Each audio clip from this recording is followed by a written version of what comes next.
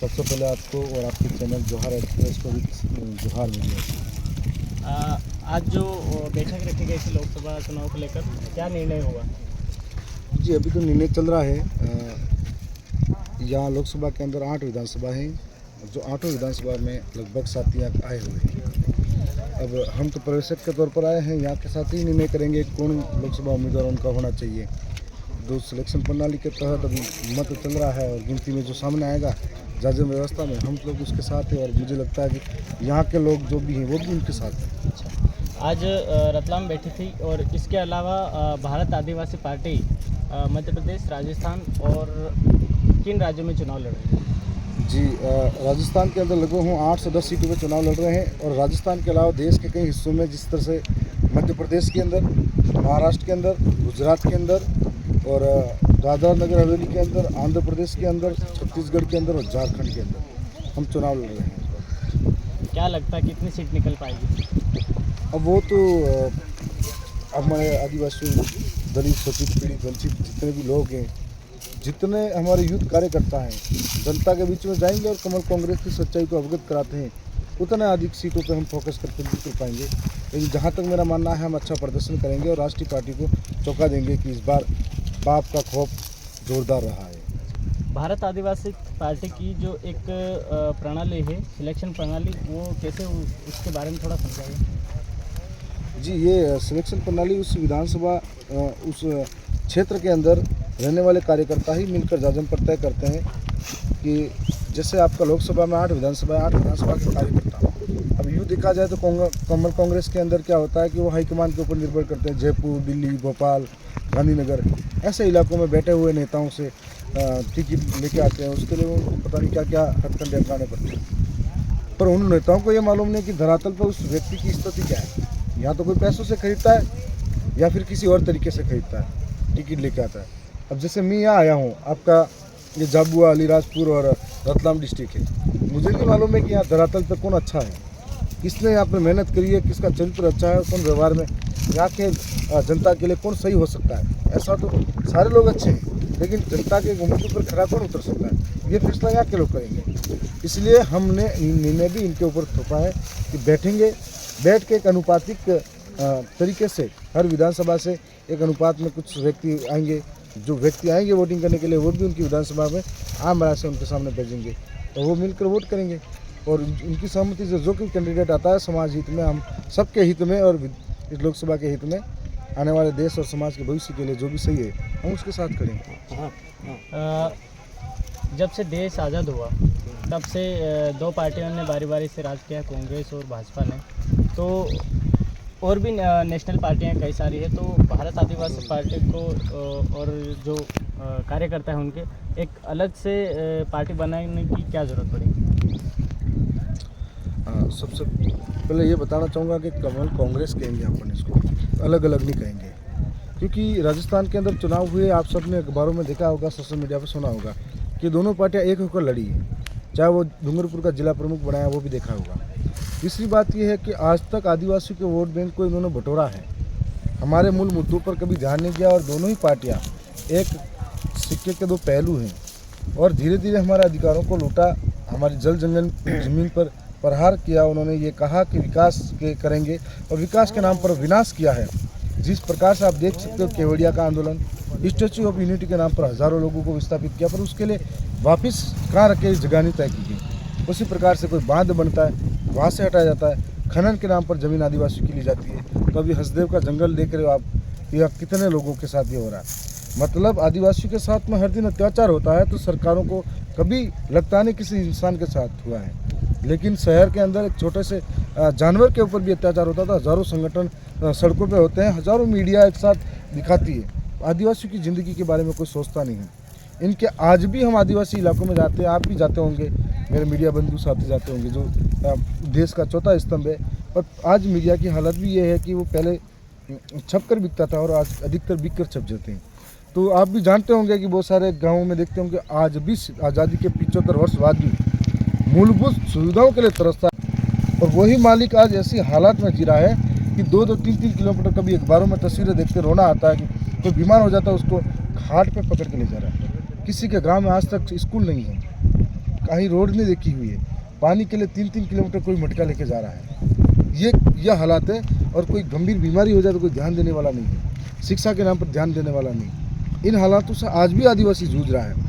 आज इस समाज में दलित, पीड़ित, शोषित, वंचितों के साथ आए दिन जातिगत अपमान होता है, किसी के साथ में इस तरह से अपमान होता है कि किसी को मूछे रखने पे मारा जाता है, तो किसी को मटके पानी छूने पे मारा जाता है, तो किसी को घाट में बैठने से मारा जाता है। कोई न्याय नहीं, कोई सुनवाई नहीं। वही सरकारें वोट लेने के टाइम पे आदिवासी के घर पे खाना खाने आ जाएगी और वोट के बाद में उनको लात मार के धुतकारती है। इसलिए हम लोगों को लगा कि हमारे अधिकारों के लिए हमें एक स्वतंत्र आवाज़ रखनी पड़ेगी, क्योंकि हमारे ही वोटों से, हमारा ही वोट से हाईजेक कोई और करता है और निर्णय कोई और करवाता है, उसके फैसलों पर रहता है।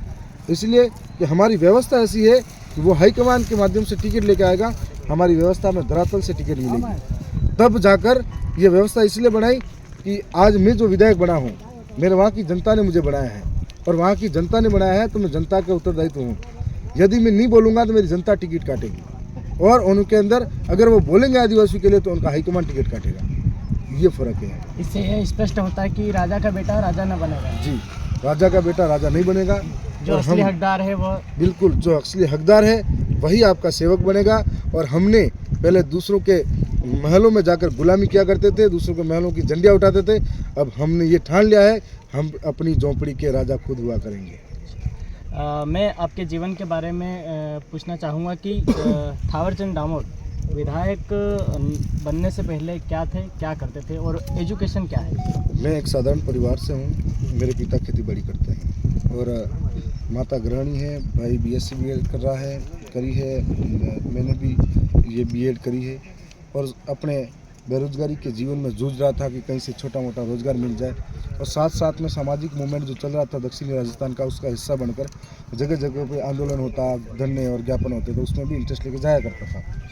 जहाँ पर समाज में बुरा होता था उनके साथ में रहता था और ये संघर्ष कर रहा था कि कहीं पे जॉब मिले मुझे, because I need for money. इसलिए जॉब के लिए मैं प्रयास कर रहा था, कहीं से भी मिले। पर इतने में चुनाव आए और सबने भरोसा जताया और सबके भरोसे पे राजस्थान के अंदर सबसे कम उम्र में से विधायकों में से एक मैं हूँ और राजस्थान के अंदर सबसे कम खर्चे में जिताने वाली जनता दरियावाद विधानसभा की है। कभी सोचा था विधायक बन जाऊँ? एक चीज़ है कि आज अपनी विचारधारा के साथ खड़े हैं। अगर इस विचारधारा के साथ खड़े नहीं होते तो शायद आप में से कोई सोच ही नहीं पाता, क्योंकि हम देख रहे हैं कमल कांग्रेस के अंदर, जहाँ पर या तो बहुत करोड़पति आदमी है या फिर वर्षों से पार्टी में पग जमा के बैठे हैं, उनमें से कोई बन रहा है या फिर किसी की गुलामी कर रहा है, उसको बना रहे। तो ये विचारधारा थी जिसने यहाँ तक पहुँचा है। ये कार्यकर्ता थे, स्वाभिमान था उनका, संघर्ष था और जनता का मेहरबानी थी। बाकी हम सोच नहीं सकते, अपन भी सोच नहीं सकते।